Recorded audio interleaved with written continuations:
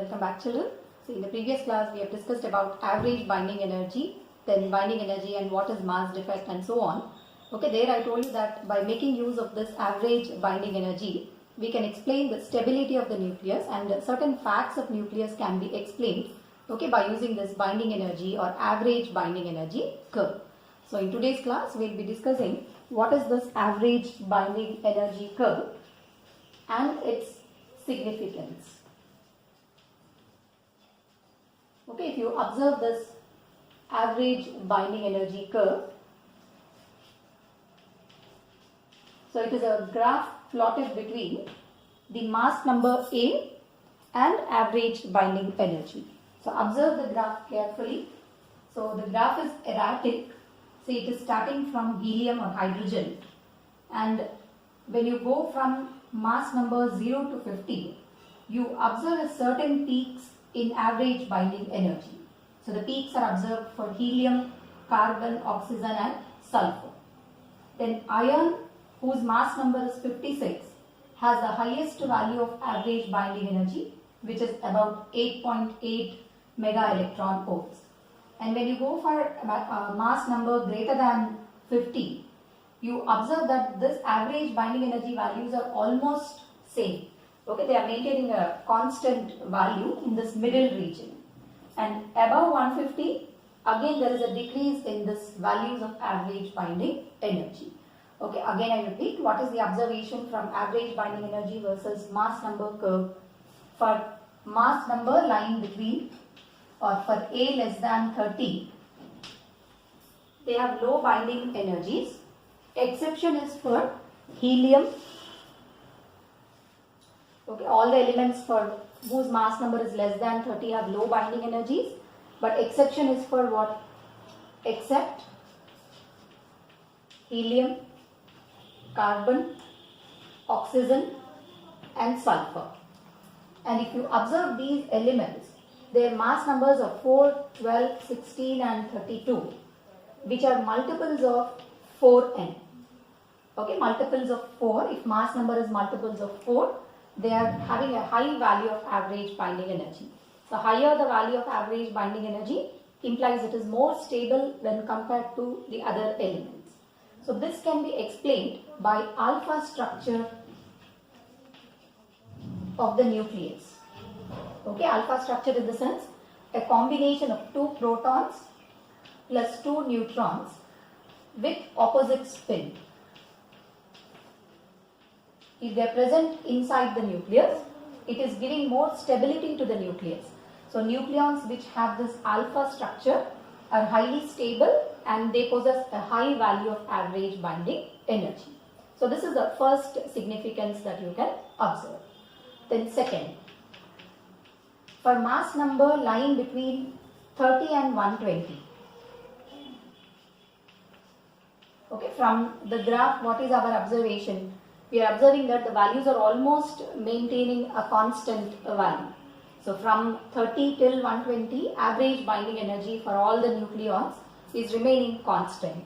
So this is binding energy per nucleon remains almost same. So from this, what can we observe or what explanation can we understand? You can understand that since average binding energies are remaining same, we can say something about the nuclear forces. So when the average, when mass number is increasing beyond 30, it is observed that since they have almost the same value of average binding energy, nuclear forces are attractive in nature. That means there is some strong attractive force which is binding the nucleons together. At the same time, because of the strong attractive forces, nucleus is not collapsing. So there must be even repulsive forces existing between nucleons. I again repeat the significance. Since from A equal to 30 to 120, average binding energy is maintaining a constant value. What prediction can we make? There are very strong attractive forces between nucleons, okay, which is binding them with a very strong force of attraction. And if the force is very strong, nucleus has to collapse. But because of these attractive forces, it is not collapsing. So there must be repulsive forces when the distance is very close. So they are neither coming very close to each other nor going much away from each other. So this property of nuclear forces can be understood for the middle region lying between 30 to 120. Apart from this, one more point you can talk about the nuclear forces. It explains saturated nature of nuclear forces. Okay, what is the meaning of this saturated nature? Even if the size of nucleus is increasing, the average binding energy is remaining constant.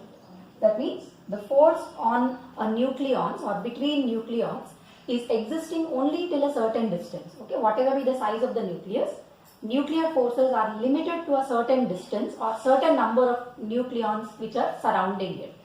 This is nothing but explaining the saturated nature. Again I repeat, since average binding energy is remaining constant between 30 to 120, it explains the saturated nature of nuclear forces. What is the meaning of this saturated nature? Though the size of the nucleus is increasing, the forces of attraction are binding only till a certain distance. That means all the nucleons which are within a certain distance are under the nuclear forces, but beyond that distance forces are negligible or vanishing. This nature we call it as the saturated nature of nuclear forces.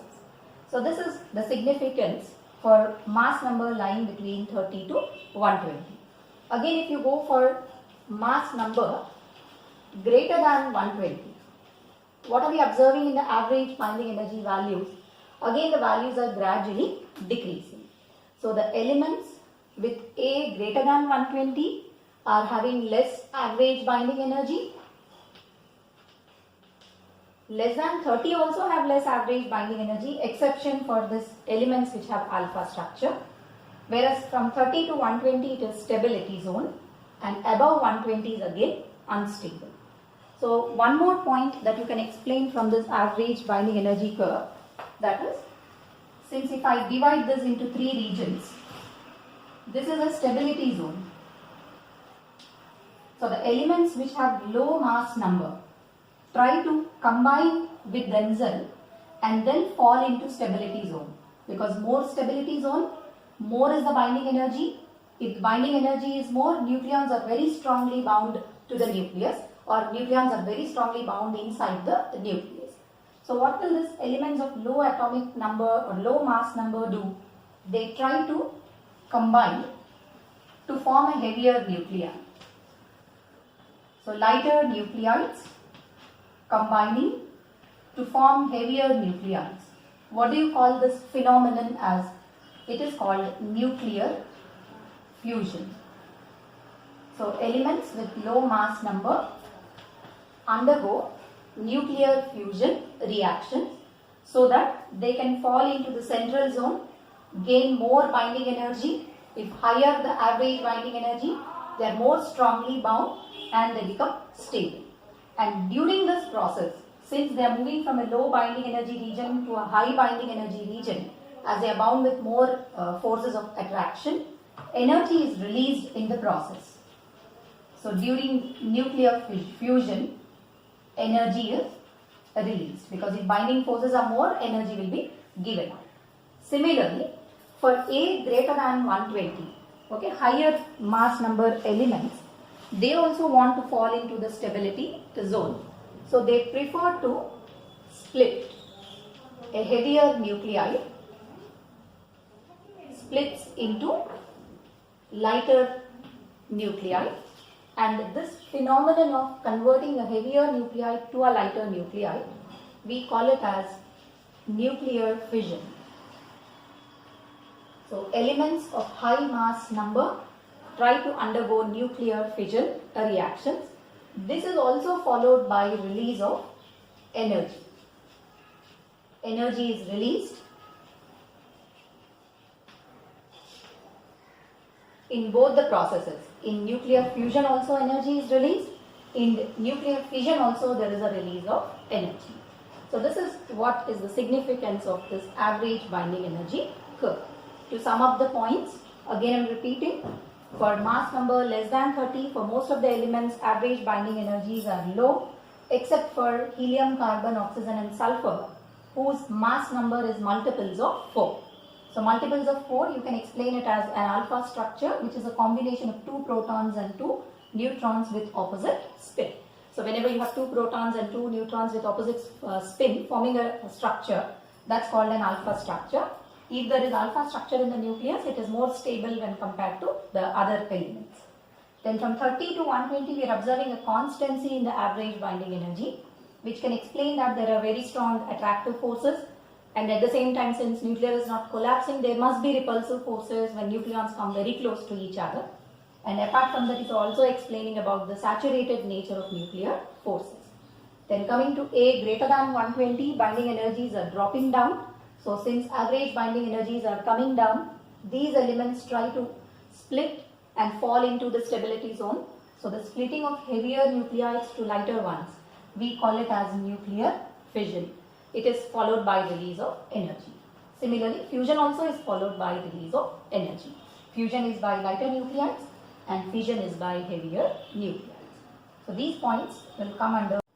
So just now we have understood what is this average binding energy curve and its significance. So now based on this average binding energy curve itself, today I will also explain about the nuclear forces and its characteristics. So these characteristics are mainly based on a number of experiments conducted on the nucleus between 1930 to 1950. So the experimental results show that between nucleons there are both attractive as well as repulsive forces. Even average binding energy predicts the same thing. Okay, I told you that if there is a very strong binding force between the nucleons, there must be a very strong attractive force between the nucleons. So the nuclear forces are attractive forces which are much stronger when compared with electrostatic or Coulombic forces. So there is a very strong force of attraction between nucleons. But if only attractive forces exist between nucleons, nucleus should collapse. The nucleons will come very close to each other and it has to collapse. But it is not happening. So there must be repulsive forces also existing between nucleons. So nuclear forces have both attractive as well as repulsive force between them. And these forces can be better understood by studying its potential energy versus distance graph. Okay, if you observe potential energy versus distance between nucleons graph, the nature of the graph was as shown below. Potential energy was found to be minimum for 0.8 Fermi meter. Okay, of course beyond 2 Fermi meter nuclear forces do not exist. So we have plotted a graph between potential energy and distance between nucleons. This is an experimentally observed graph. Potential energy was minimum at which distance? At 0.8 Fermi meter. So since potential energy is minimum, force has to become 0 at this particular distance. Because even nuclear force is a conservative force. What is the relationship between conservative force and potential energy? F is equal to du by dr. So based on this, what can we talk about the nature of nuclear forces? For a distance less than 0.8 Fermi meter, potential energy is increasing, implies there must be a very strong force of repulsion between them. And for a distance greater than 0.8 Fermi meter, there should be attractive forces which are much stronger than gravitational and electrostatic force. So both repulsive forces also exist, attractive force also exists. And for a distance equal to 0.8, force is becoming 0, or since potential energy is minimum. So if potential energy is minimum, F becomes equal to 0. So for distances less than 0.8, that means when they come closer than 0.8, repulsive forces are acting. If they go beyond 0.8, attractive forces are acting. So based on these experimental results, we can say that they are both attractive as well as repulsive. And coming to the characteristics of nuclear forces, this also is based on many experiments conducted on nucleons. The first point that you can write is, they are short range forces. Okay, this can be understood. They exist for a very small distance of separation between the nucleons. Second, this we have understood from the binding energy curve itself. Nuclear forces are saturated in nature.